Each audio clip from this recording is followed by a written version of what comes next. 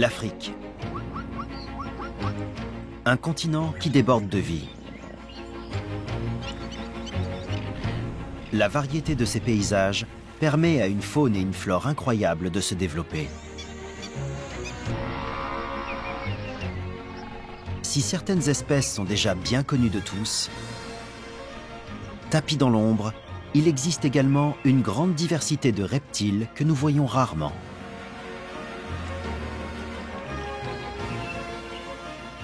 Des experts de la survie. Ils se sont adaptés à pratiquement tous les habitats africains. Et ils ont su évoluer de multiples façons. Ce qui fait d'eux les maîtres incontestés du domaine de l'ombre.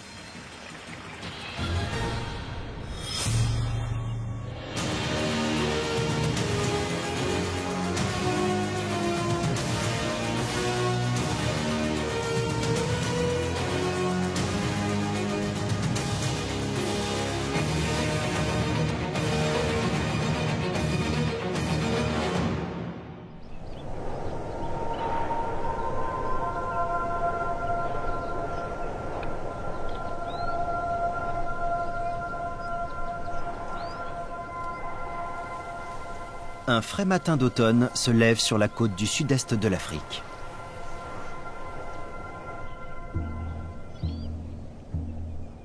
Ce qui signifie que la mise en route sera plus longue pour certains.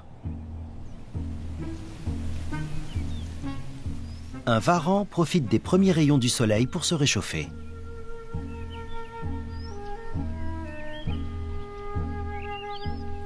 Son poids peut atteindre jusqu'à 5 kg. C'est l'un des plus grands lézards d'Afrique.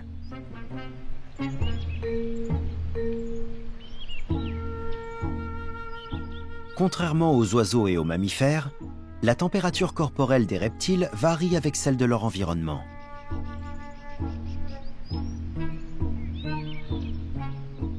Quand les températures baissent, leur physiologie ralentit pour conserver un maximum d'énergie. Cela affecte tout leur organisme.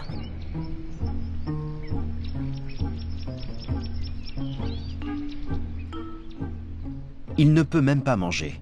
Son système digestif est également en veille.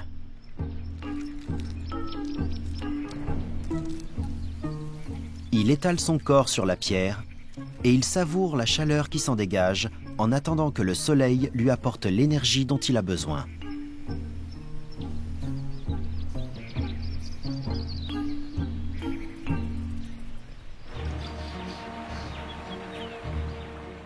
Les reptiles font partie d'une famille d'animaux qui occupent la planète depuis plus de 300 millions d'années.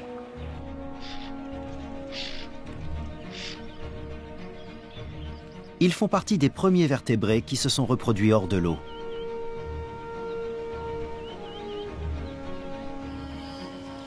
Cela leur a permis de conquérir la terre ferme et de s'installer dans une immense variété d'habitats.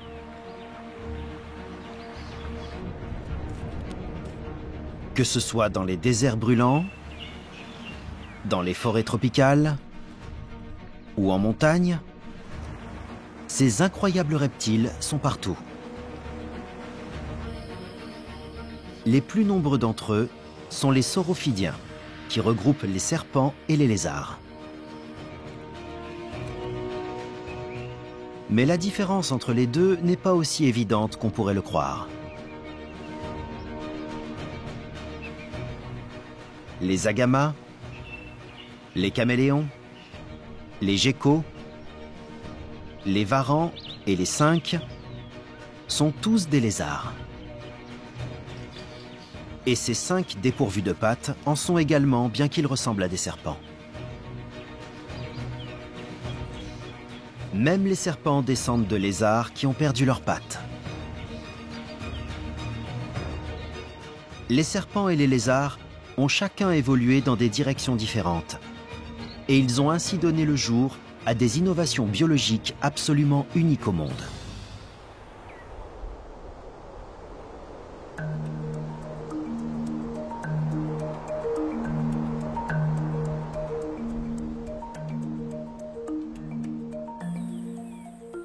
Sur les sommets du Drakensberg, un autre genre de cinq prend également un bain de soleil.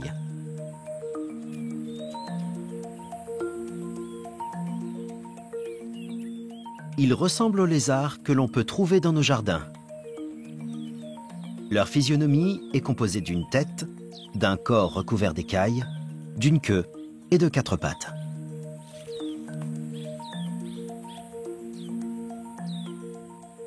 La famille des cinq et ses 1500 espèces différentes est la plus grande famille de lézards qui soit. Ils ont su s'adapter aux jardins du monde entier.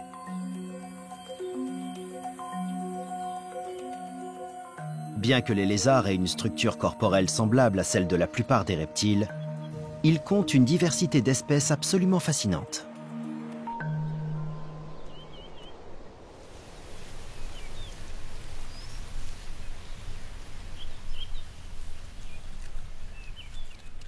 Une fois réchauffé, le varan se met à l'ouvrage. Il a emmagasiné assez de chaleur. Il est à présent temps de remédier à la faim qui le guette. Il analyse son environnement à l'aide de sa langue fourchue. Il goûte littéralement l'air. Sa langue l'aide à détecter une odeur qu'il tâche de suivre. En comparant la concentration de l'odeur perçue à différents endroits, il sait dans quelle direction aller.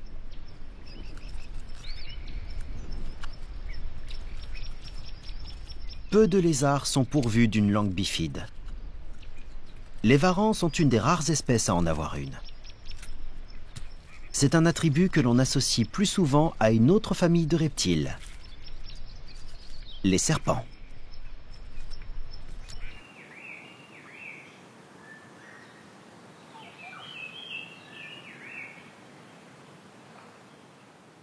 Dans les forêts de feuillus du sud de l'Afrique, un serpent peu connu chasse également ses proies à l'aide de sa langue bifide.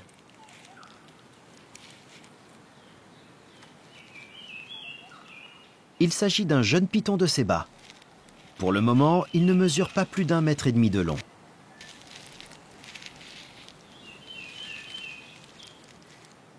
Mais il commence à peine sa croissance.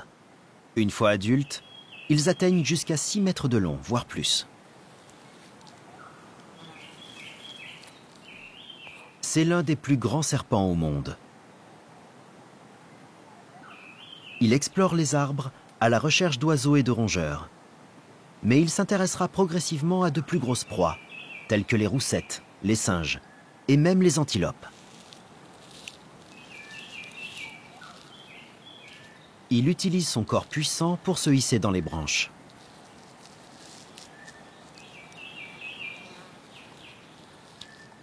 Ses crochets ne sont pas dotés de venin, contrairement à la plupart des serpents.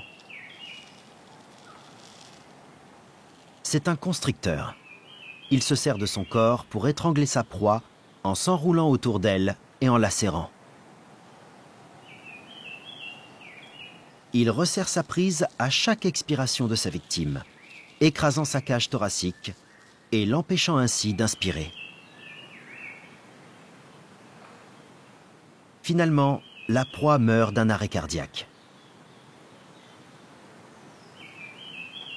Les pythons de Séba viennent d'une lignée très ancienne et sont des parents éloignés des boas d'Amérique du Sud. Mais les serpents ont un jour été des lézards, et ce spécimen porte encore des traces bien visibles de son ascendance. Pour qui sait où chercher? On distingue des saillies osseuses de chaque côté de son cloaque. Ce sont les vestiges de ses pattes arrière. Son squelette porte encore les traces de sa ceinture pelvienne et de son fémur. Ces saillies sont généralement plus longues chez les mâles, et ils s'en servent pendant l'accouplement.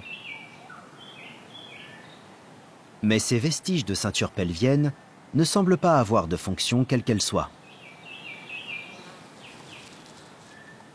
Comme le coccyx chez l'homme, il s'agit d'un reliquat qui témoigne de son évolution.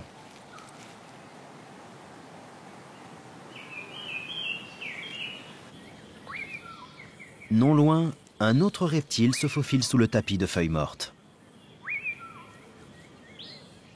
Si le python est un lézard qui a perdu ses pattes, il s'agit ici d'une toute autre sorte de lézard.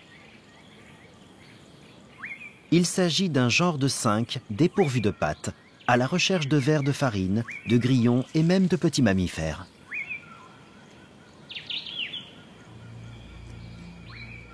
Mais il n'est pas le seul à chasser. L'Amblyodipsas et le cinque sont tous les deux assez grands.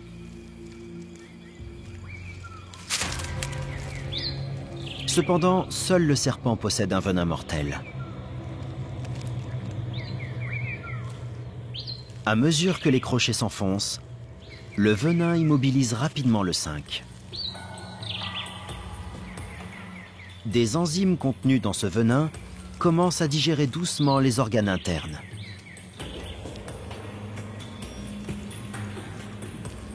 Le serpent doit avaler sa proie en commençant par la tête. Plus facile à dire qu'à faire. Il n'a que ses crochets pour l'aider à mettre sa victime dans le bon sens.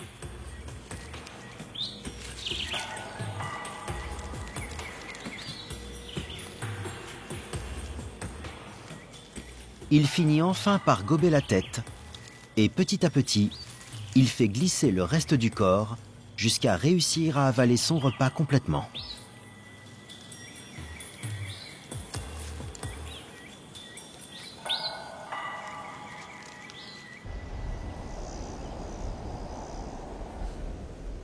Il y a 300 millions d'années, les lézards et les serpents ont été parmi les premiers à quitter le monde aquatique et de nouveaux défis les attendaient sur la terre ferme.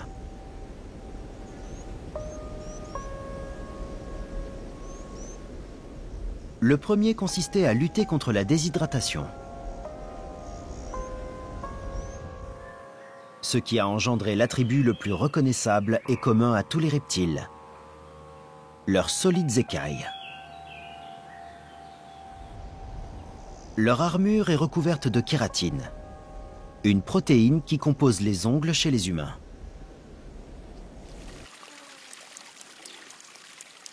Détail important, elle rend leur peau imperméable.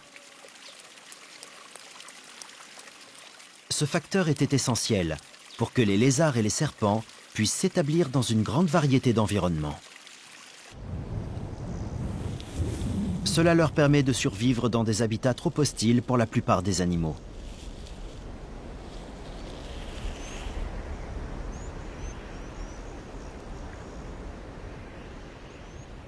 Aucun n'est plus inhospitalier que le désert de Namibie sur la côte ouest de l'Afrique.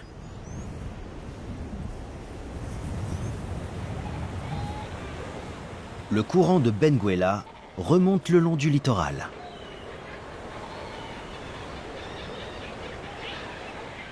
Il est glacé, mais porteur de vie.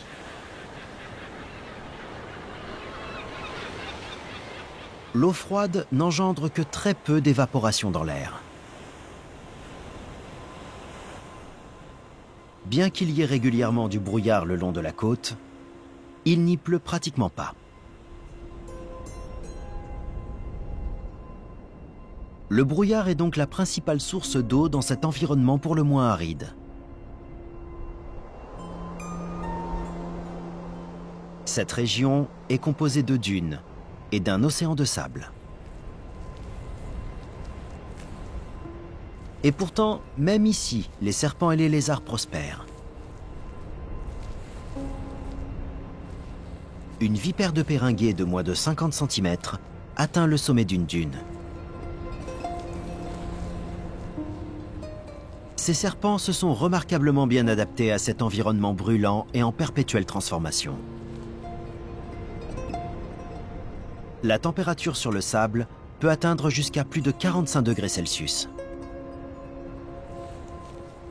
Les vipères se déplacent donc rapidement. Leur corps ne touche le sable brûlant que par endroits, tandis qu'elles glissent sur le côté pour limiter le contact avec le sol et ne pas s'enfoncer dans le sable fin.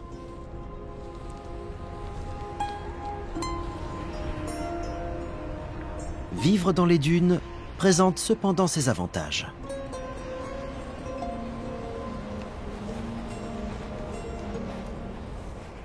C'est l'endroit idéal pour se cacher et se tenir en embuscade.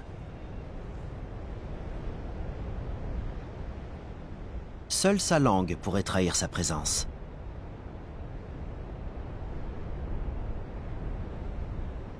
Les vipères ne sont pas les seuls à se plaire ici.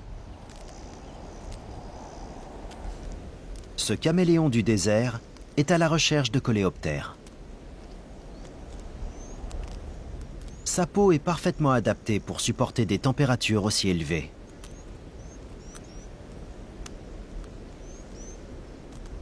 Il change volontairement de couleur, plus sombre quand il fait froid pour absorber la chaleur, et plus clair quand il fait très chaud pour réfléchir le soleil.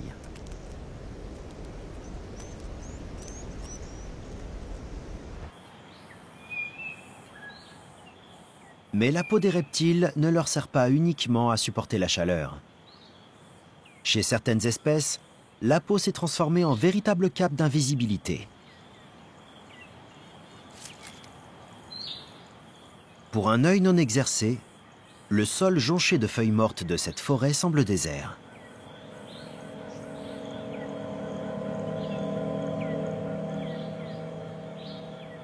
Une pupille se distingue entre les feuilles. Une vipère du Gabon. Cette experte du camouflage est l'un des serpents les plus venimeux au monde, avec des crochets de 4 cm.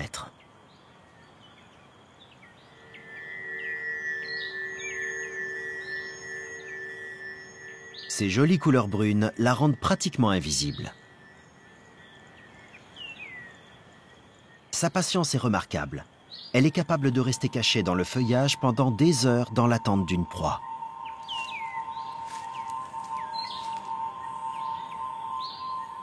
Des souris, des grenouilles, des oiseaux, des petites antilopes et même des singes sont ses cibles. Mais l'élément de surprise est capital.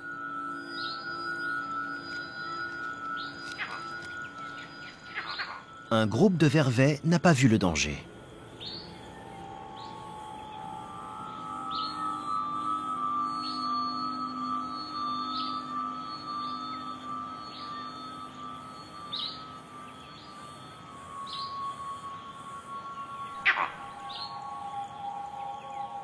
La vipère reste immobile,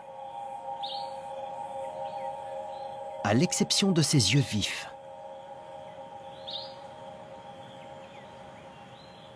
Mais les vervets restent prudents.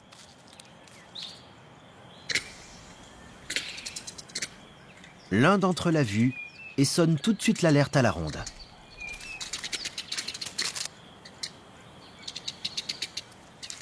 Tous les singes prennent alors leur distance.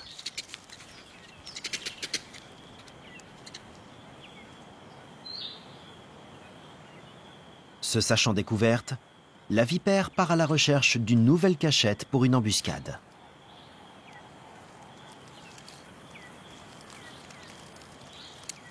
Mais elle n'est pas la seule experte en camouflage. De nombreux lézards maîtrisent très bien cet art également.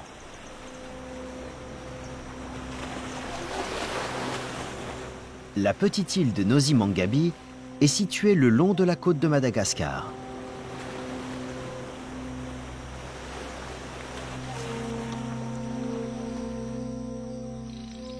Madagascar est la 3e plus grande île au monde et son isolement rend sans aucun doute sa biodiversité unique en son genre.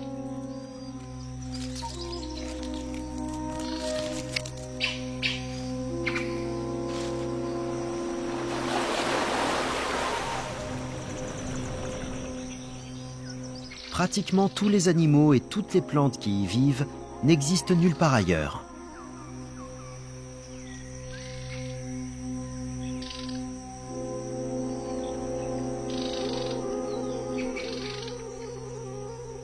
Et c'est au cœur des forêts tropicales de cette île que l'on peut observer l'un des plus grands maîtres du camouflage à l'œuvre. Le gecko satanique à queue de feuille. Comme la plupart des geckos, il est uniquement actif la nuit. Dans la journée, il cherche en général une bonne cachette où il est invisible, parfaitement immobile.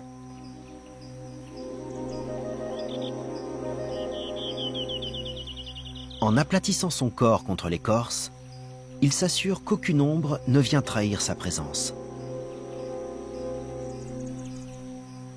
Les cannelures et les contours irréguliers de son corps, même de ses yeux, un des éléments qui démasquent le plus souvent les prédateurs, sont connus pour le rendre invisible.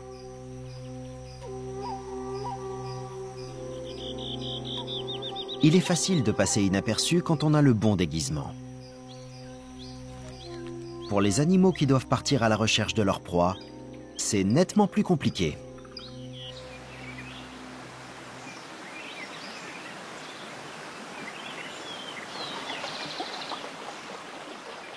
Sur les berges d'un petit cours d'eau dans les forêts de Tanzanie, en Afrique de l'Est, un caméléon de Jackson pourvu de 3 cornes est en chasse.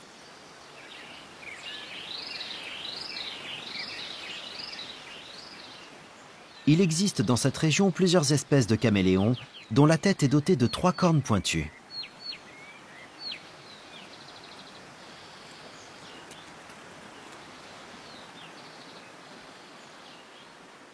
Ces appendices ont pour but d'intimider les rivaux et d'impressionner les femelles. La taille est importante. Plus ces cornes sont grandes, plus c'est un mâle dominant.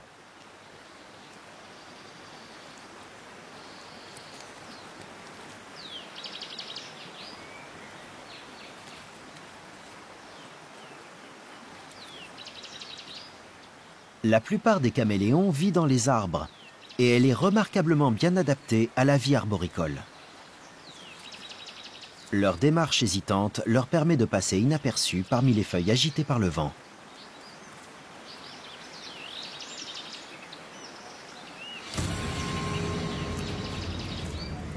Ce qui en fait de redoutables prédateurs.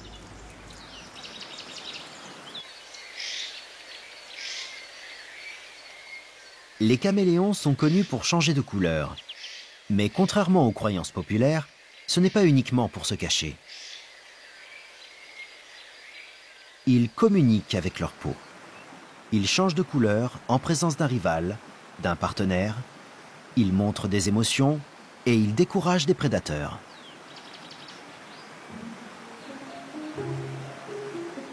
En aval, une femelle caméléon Triocéros deremensis se sert d'une liane pour rejoindre l'autre berge.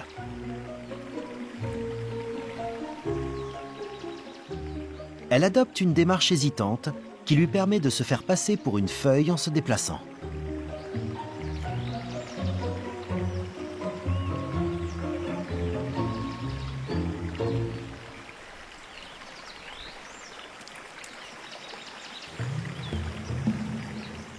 Mais un autre reptile arboricole est également sorti chasser.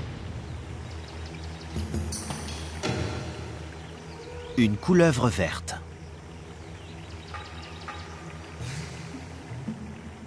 Un caméléon juteux serait parfait.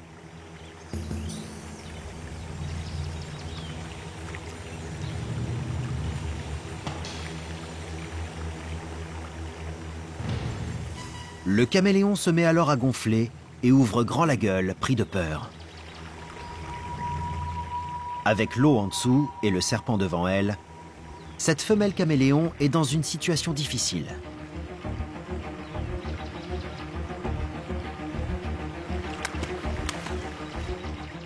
Elle choisit le cours d'eau.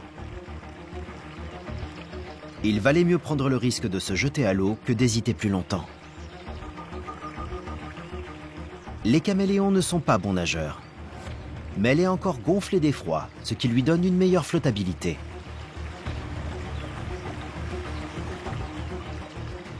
Elle doit rejoindre la berge avant d'être emportée par le courant, au risque de mourir.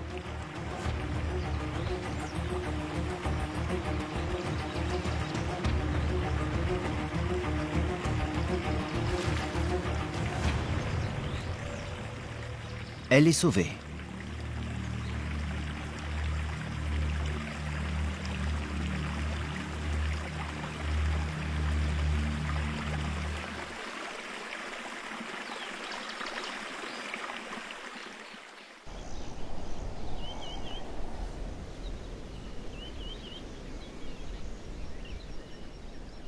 Probablement aucun reptile n'a développé une armure aussi impressionnante que celle du cordyle cataphracte. Ils ne peuvent peut-être pas changer de couleur, mais ils savent parfaitement se protéger. On trouve ces lézards qui vivent en communauté dans la partie ouest de l'Afrique du Sud. 30 spécimens ou plus peuvent partager le même gros rocher, et ils se nourrissent des insectes qui passent. Mais les chasseurs peuvent à leur tour être chassés.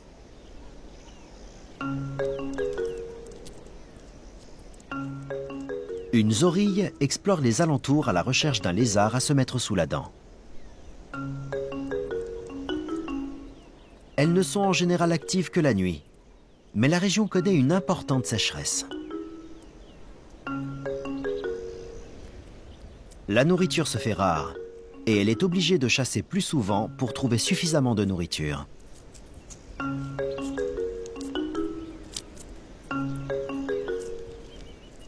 Ses longues griffes l'aident à creuser les fissures de rochers.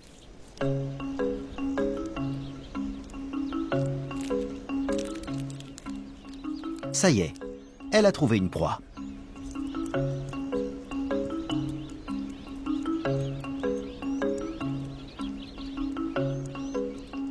Mais cette fois, elle est tombée sur un os. La peau du lézard recouverte de piquants le protège parfaitement. Il s'est enroulé en boule pour se défendre.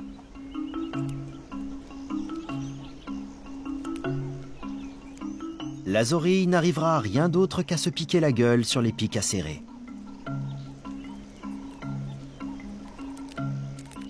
Malgré ses tentatives, elle ne parvient pas à percer les défenses du lézard. Entre deux essais, le cordyle se déroule pour tenter de s'échapper. La zorille ne s'avoue pas facilement vaincue.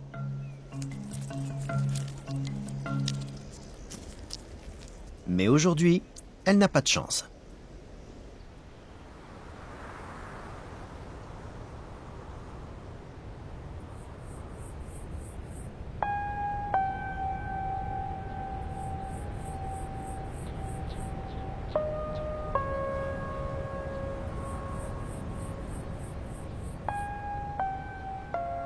La peau résistante des serpents et des lézards les protège. Mais elle a tout de même un inconvénient majeur. La plupart d'entre eux ne perdent pas leur peau morte régulièrement comme les mammifères. Ils doivent donc muer à mesure qu'ils grandissent, et ils renouvellent toute leur peau en une seule fois. Dans le désert de Namibie, ce Chondrodactylus anguilliferme, de la famille des geckos, est en pleine mue. Son ancienne peau se détache de son corps en fine pellicule.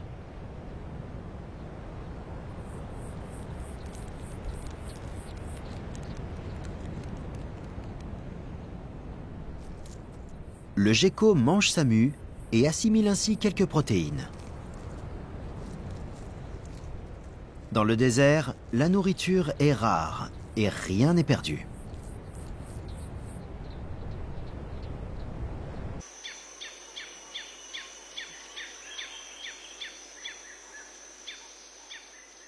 Dans les forêts luxuriantes d'Afrique orientale, les ressources sont plus abondantes. Ici, les serpents et les lézards peuvent se permettre d'être moins regardants. Une vipère africaine s'apprête à muer. Avant la mue, les serpents deviennent apathiques et cessent de manger. La couche de peau morte se détache et devient légèrement opaque. Le serpent augmente l'afflux sanguin au niveau de sa tête pour la gonfler et forcer la peau morte à se séparer de son corps. En rampant, il frotte son corps contre les branches et le tronc des arbres pour arracher la couche morte.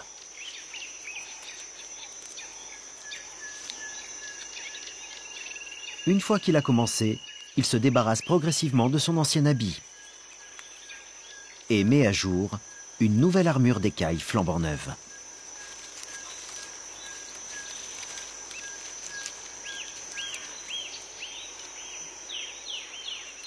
N'ayant rien mangé depuis plusieurs jours, il part à la recherche d'une proie.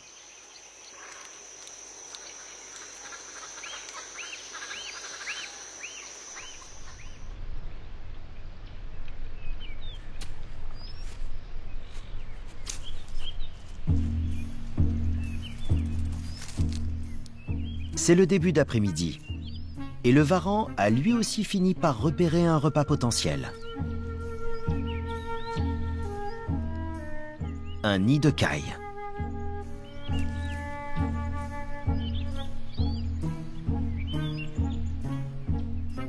Il ne va pas rater une prise aussi facile.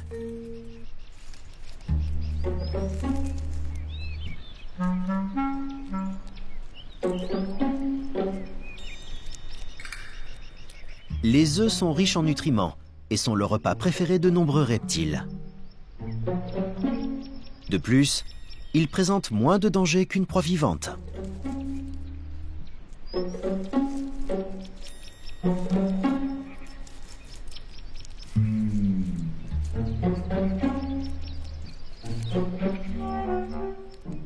Pour le varan, ce n'est qu'un repas. Mais pour la caille, c'est une nouvelle génération de perdus.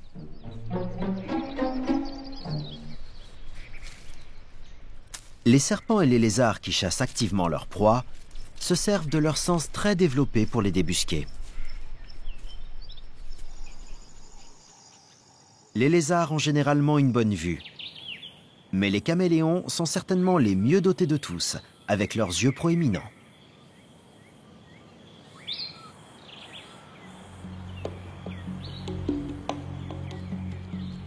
Ce caméléon nain chasse sur le tapis de feuilles mortes.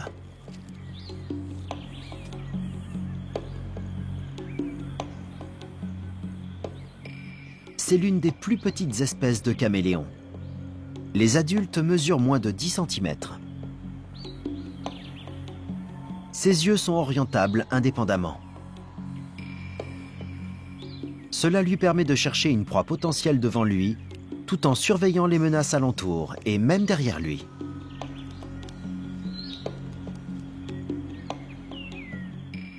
Une fois qu'il a repéré son prochain repas, ses yeux regardent dans la même direction. Il bénéficie ainsi d'une excellente vision binoculaire qui lui permet d'évaluer très précisément la distance qui le sépare de sa cible.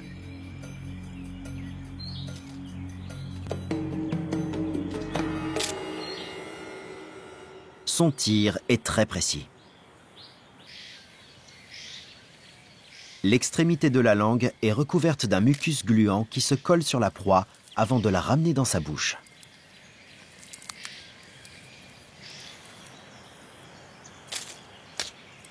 Une fois à l'intérieur, une impressionnante rangée de dents broie rapidement le repas.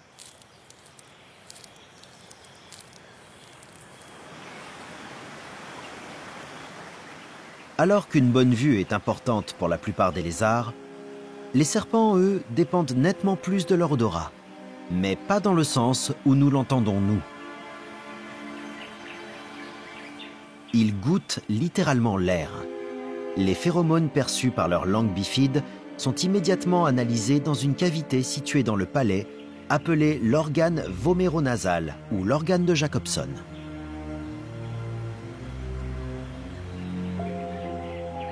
De nombreux mammifères sont également capables de goûter l'air, notamment certains primates, mais pas les humains.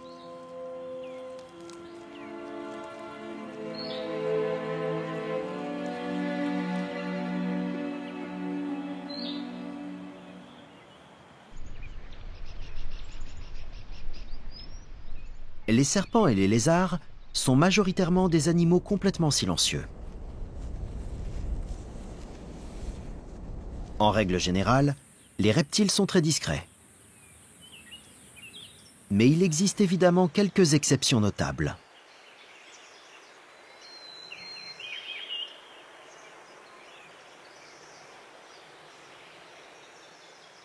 Quand un serpent siffle, C'est généralement sa façon d'indiquer aux intrus de ne pas approcher.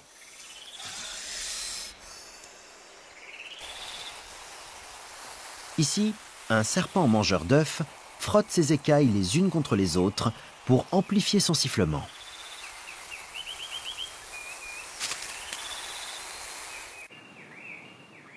Autrement, la majorité des reptiles est lugubrement silencieuse.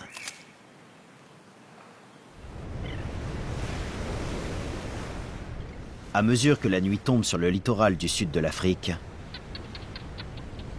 un cri distinct commence à s'élever dans les dunes. Un autre, puis un autre viennent s'y ajouter, jusqu'à ce que cette cacophonie remplisse l'air. Il s'agit de geckos aboyeurs mâles qui crient depuis leur terrier.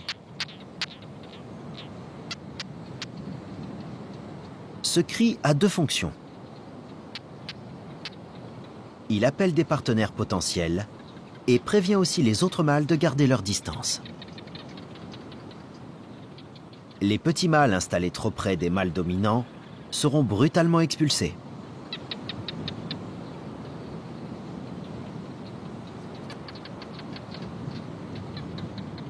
Entre deux appels, ils se précipitent hors de leur terrier pour attraper des insectes. Ils mangent une grande variété d'insectes et d'autres invertébrés. Les termites sont leurs préférés.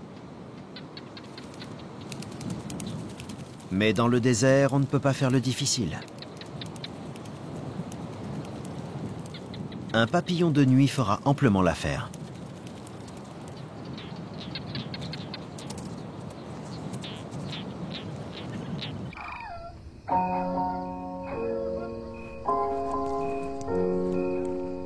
Plus au sud, un gecko chasse également. Mais son environnement est très différent. Cette espèce de gecko a compris que le monde urbain offre de nombreuses possibilités. Les papillons et les mouches sont attirés par toutes les lumières.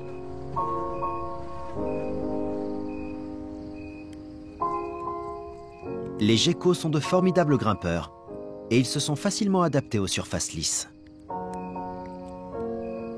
Leur capacité à adhérer aux parois est réellement impressionnante. Les pans de verre verticaux ne les rebutent pas.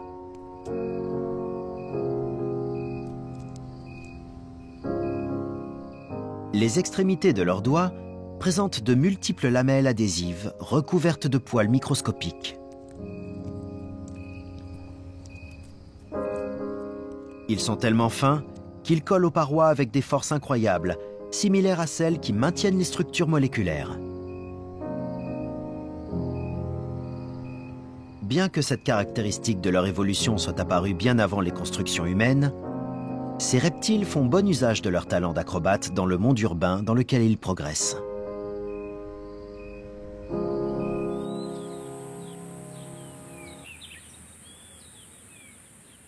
Le soleil qui se lève sur les hauts plateaux d'Highveld, en Afrique du Sud, réchauffe les pierres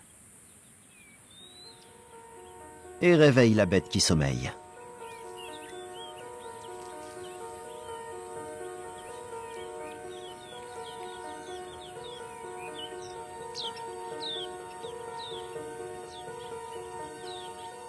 Elle émerge de son terrier et analyse l'air alentour.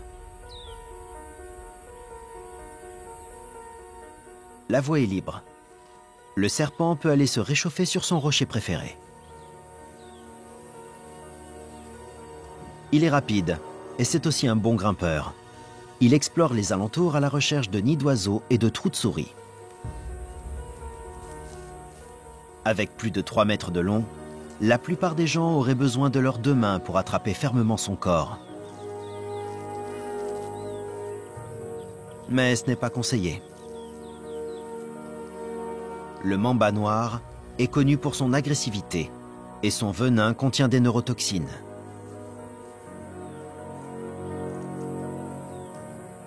La morsure d'un individu de cette taille provoquerait un arrêt cardiaque chez un adulte en l'espace de 45 minutes. Sans antivenin, Leur morsure est presque toujours mortelle. Comme pour tous les serpents venimeux, le venin produit par leurs glandes salivaires est le résultat de leur évolution pour les aider à chasser. Si le venin semble être une arme superflue, il sert en réalité à maîtriser les victimes aussi rapidement que possible et à éviter d'être blessé par la proie qui essaierait de se défendre. Il empêche également au repas potentiel de s'échapper avant d'avoir pu être dégusté.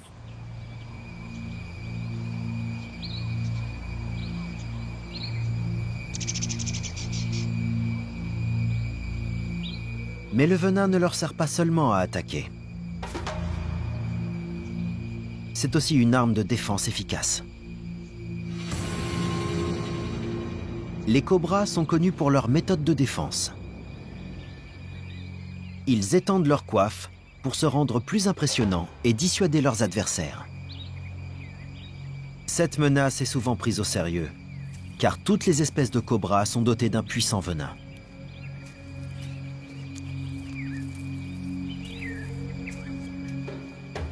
Et s'ils se sentent acculés, ils n'ont pas peur de passer à l'attaque. Ils injectent alors leur puissant cocktail dans la chair de leurs victimes grâce à leurs crochets. Ils sont craints dans le monde entier.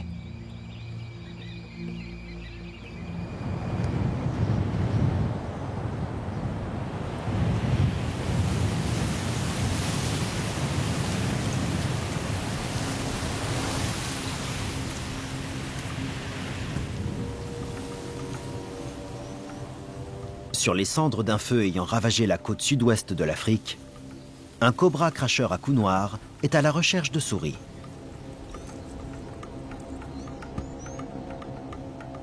Mais un troupeau d'oryx broute l'herbe tout près. Peu de végétation ayant échappé aux flammes dévastatrices, tous les animaux cherchent de la nourriture aux mêmes endroits. Les chemins du serpent et des oryx sont donc contraints de se croiser. Les oryx sont de trop grosses proies pour lui. C'est la plus grande espèce de gazelle d'Afrique. Et le cobra doit faire attention à ne pas se faire piétiner.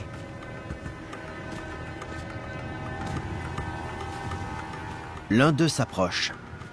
Et le cobra se redresse, menaçant. Il peut non seulement inoculer son redoutable venin à ses victimes à l'aide de ses crochets, mais il est également capable de le projeter à plus d'1 mètre.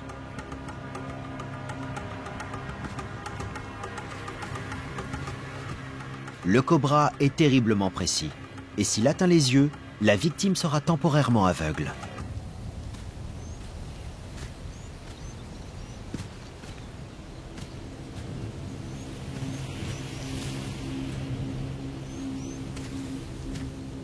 Inconscients du danger, les oryx continuent de paître.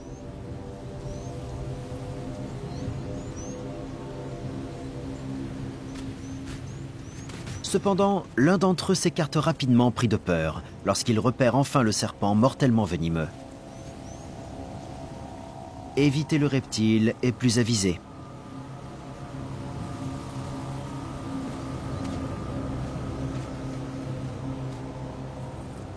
Le cobra peut continuer d'explorer les alentours en paix.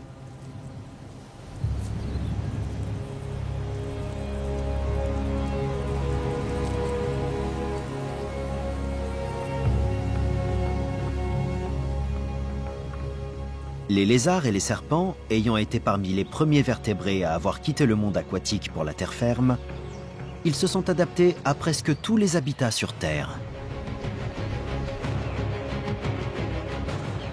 Loin d'être des monstres guettant dans l'ombre, ils sont les princes des canopées, les seigneurs des montagnes et les sultans du désert. Cette famille a su évoluer pour donner le jour à l'un des groupes d'animaux les plus variés au monde. De simples lézards de jardin, des dragons à langue bifide, des soldats en armure, des maîtres du déguisement et des cobras cracheurs de venin. Les lézards et les serpents d'Afrique ont évolué de multiples façons pour mieux s'adapter à leur environnement. Mais ils sont tous les incroyables reptiles d'Afrique.